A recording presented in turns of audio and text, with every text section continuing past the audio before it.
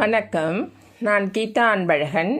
நான் இதை முடிச்சிடணும், இந்த வருடத்தில் இது எனக்கு கிடைக்கணும் அப்படின்னு சொல்லிட்டு நீங்கள் நினைப்பீங்க இல்லையா? அந்த கோரிக்கையை, அதாவது நான் இந்த வருடத்துக்குள்ளே வீடு கட்டிடணும், இல்லை நான் கார் வாங்கிடணும், இல்லை எனக்கு கல்யாணம் ஆகிடணும், எனக்கு குழந்தை பிறக்கணும், இல்லை எனக்கு இந்த ஆண்டு எப்படியும் நான் ப்ரமோஷன் வாங்கிடுவேன், இந்த ஆண்டு நான் இந்த டிகிரியை முடிச்சுட்டு நான் செட்டில் ஆகிடுவேன் லைஃப்பில் அப்படின்லாம் நிறைய பேருக்கு ஒவ்வொரு கோரிக்கைகள் இருக்கும்.